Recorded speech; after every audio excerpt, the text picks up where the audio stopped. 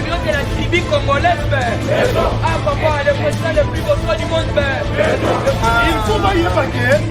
Fachi asali président la salama wa ata bubutu tena kupeta mabongo te ata kabine tena kupeta mabongo te même kasabu même mzee tena kupeta mabongo te wana na Fachi beton na kati ya batu a plein viva ONU abomisi peuple africain tosengi de pale ya ONU tosengi États-Unis d'Amérique bango bako confirmation ya Denis Kadima par les deux confessions religieuses Timba N12 les deux œuvres de Tasmania pour détruire notre terre. La mongolisation, la donationalisation des Guinéens et centre était diocésain comment Mwinda Kulengela mujituma Chachiseke di chilombo Fachi beton Malu akura mwenya Ukate kukela mafuta makuza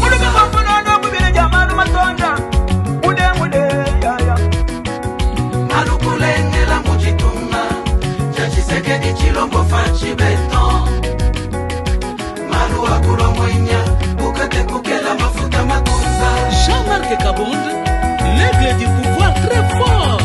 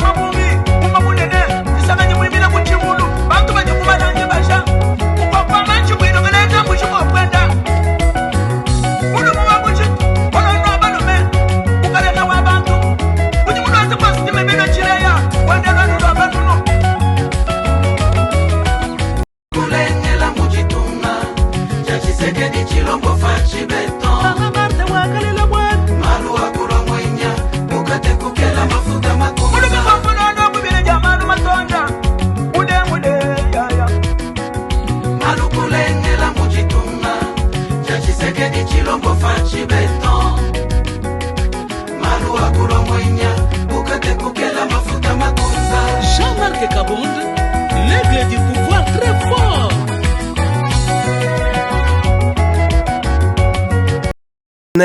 Kasai kanyangu kimba kunyanga kudi mwana wa mwena Kasai to bakunyanga kudi bantu babena lukuna bantu badini lukinu badikapa ibananga muvu mwena Kasai wenza mudi muenda ulengeja kwabu kadi mema wenu wewe nalukuno ambila bwase kanu tambi kujitatisha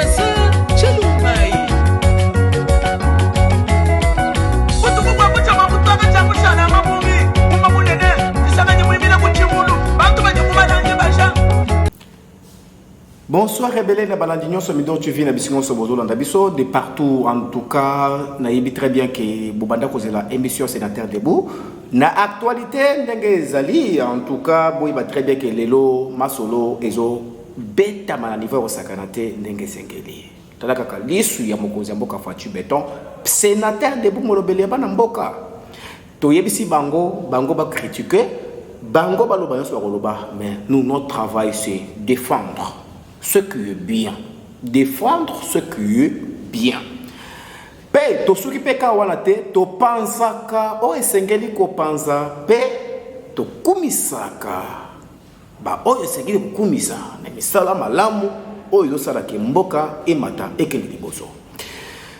En tout cas, na lingi ko yebisa peuple congolais, en tout cas, mbote bele pa mama Christiane, Fotila, na Amina na Katia France mbote bele esika so bozali nzambe apambola bino pe asunga bino bokende liboso pe epaya toute la famille mwanza mujila bisika so bozali pe bolandaka biso pe na famille oyo balobi ya Ngoyi Kalonda Menyen se meneve même Hervé. Les années passent, Dieu reste le même. Jour J, pour le premier Tokatissa, Tokomakuna, na 2022. Message de vœux de couple présidentiel au peuple congolais, en tout cas, bâti la binonama image ou avant to banda. Message nabiso, actualité nabiso, yalelo.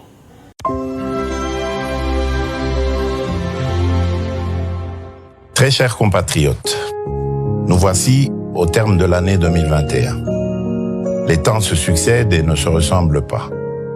En effet, la période de fin d'année est toujours particulière et nous rappelle les valeurs fondamentales de la vie que sont le partage, l'entraide, l'amour, la solidarité et la foi en un lendemain meilleur.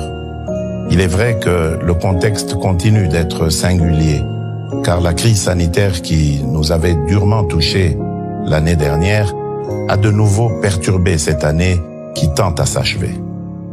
Suite à cela, nous saisissons cette occasion pour présenter nos condoléances à toutes les familles qui ont été affectées par la perte d'un être cher. Dans certains cas, la distanciation sociale ainsi que les autres gestes barrières que nous vous recommandons encore vivement aujourd'hui nous ont émotionnellement, voire physiquement éloignés les uns des autres, limitant de manière considérable le rapprochement des familles. Les conflits persistants ainsi que les catastrophes naturelles parmi lesquelles l'éruption volcanique du Nyiragongo ou encore les inondations d'Uvira ont tout autant perturbé l'équilibre familial et communautaire. Nos pensées vont ainsi à tous les déplacés internes qui, contre leur gré, passeront ces fêtes loin de leurs proches ou dans un cadre de vie différent de celui auquel ils aspirent. Nous gardons une pensée pieuse pour toutes les victimes des tragiques naufrages ayant émaillé l'année 2021, tels que ceux de la Mongala et du Mai-Ndombe.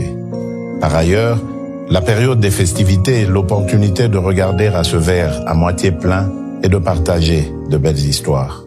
C'est ici l'occasion de citer, à titre d'exemple, le cas de nos compatriotes des localités de Fataki, de Lipri, de Nyangaray, en territoire de Djougou, qui peuvent librement célébrer la Noël grâce à l'effort déployé par nos vaillantes forces de sécurité et de défense, quelquefois jusqu'au sacrifice suprême. Il est pour nous l'occasion de renouveler ici nos hommages aux militaires tombés, armes à la main, en quête du rétablissement de la paix sur notre territoire et, avec eux, de nombreux concitoyens victimes de la barbarie terroriste d'un petit groupe ennemi de l'amour et de la concorde nationale. Nous n'oublions certainement pas le personnel médical qui a permis de tirer un trait définitif à la 13e épidémie d'Ebola dans le Nord Kivu et qui, aujourd'hui encore, expose sa vie pour sauver la nôtre contre la Covid-19. Leur travail nous permet de passer ces fêtes avec beaucoup plus de quiétude. Partout où nous nous trouvons à travers le pays et selon que nous le pouvons, pensons aux plus vulnérables et à ceux qui sont dans le besoin autour de nous. Conjuguons ainsi par ces actes notre plus grande et inaliénable richesse, à savoir la solidarité.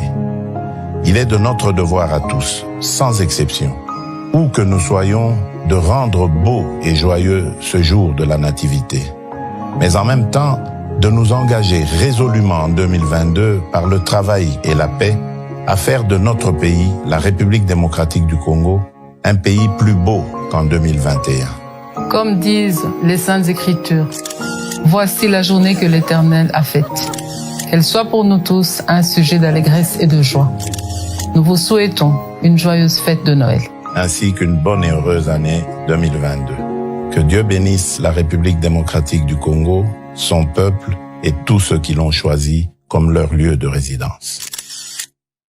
Sans oublier, meilleur vœu à ma base. Parlement de Boubaz Victoire Soweto. Par le bique Bisso Ndi Fouati. Moi, image mouke, Toroche Labino Yango, pour kolakisa ndenge Parlement de Boubaz Victoire Baz Soweto. O lubami na kati ya Bisso Ndi Fouati. Masolo Karandenge Zokinde. Au sommaire de l'actualité, balobi ndenge Zokinde wana tuzobetango ndambu balobi ke ndambu ngonge beti. Kinshasa, arrivée des poissons déjà disponibles dans les marchés à Kinshasa. Kakanakatema solo au sommaire de l'actualité.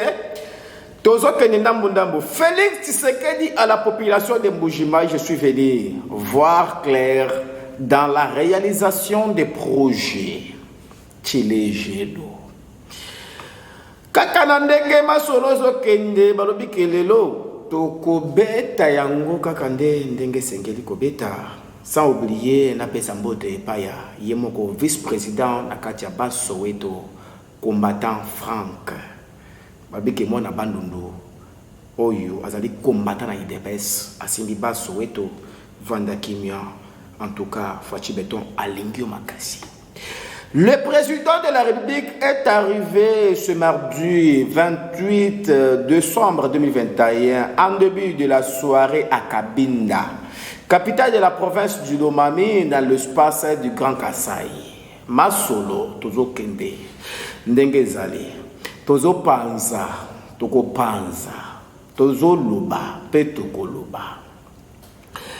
Balobi ke kaka na kati ya émission sénateur debout évolution état de siège ezanga kate na kati ya est mboka na biso balobi ke frappe aérienne des hélicos contre des hélicos des FARDC contre les bases des ADF et Codeco et otiko betama ezalaki le 28 o etikali kuna babike bokolanda na ba image nyonso ndenge zali tozaka na au sommet de l'actualité ndenge ezolobama abi Kinshasa jardin botanique bandeko DG Oyo, le nouveau DG Olivier Mouchete yo maltraitance zo maltraité mingi banjan o maltraité mingi banja sans prime sans quoi que ce soit ozo maltraité bango mingi babeleli nakati ya masolo kaka nakati ya actualité babike chala mwana mamu national aya abongisi musala na ye bino moko boyebi pourquoi abongisi musala na ye yemo kwa yo comprendre que masolo eza masolo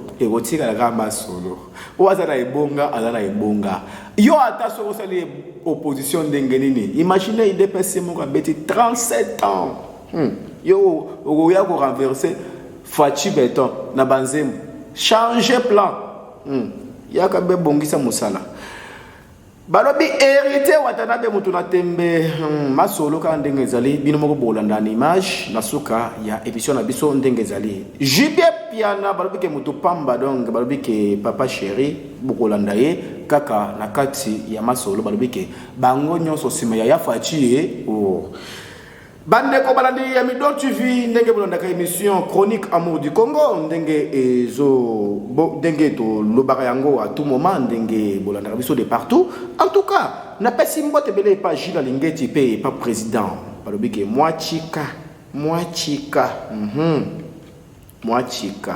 batamituni mama Denise akobi moi chika te chika ezali nde mwana oyo mama Denise abota pesa yekombo moi chika dans notre coutume pour caresser la femme on l'appelle moi Intel. Donc, maman y a moi na Intel. Donc, moi Chika.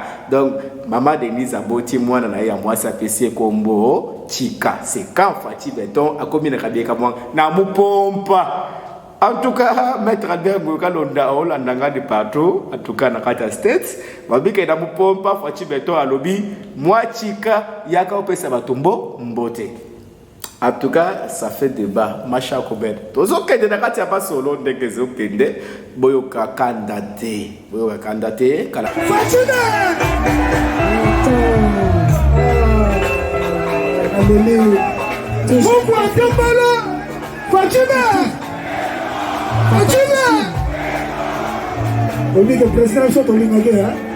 On sentit que le président va au Lingagé, hein? Maintenant, tu l'as baoué!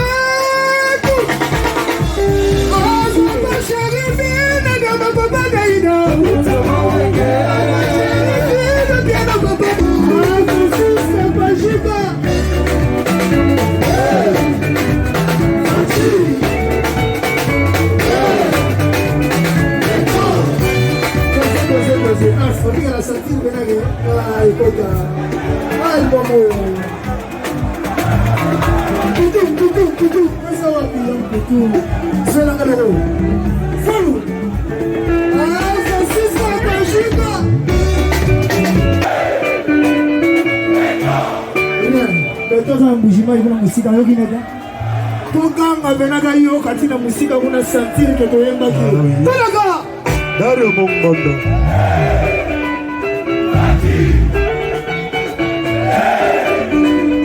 Pourquoi Tombolo Fatuna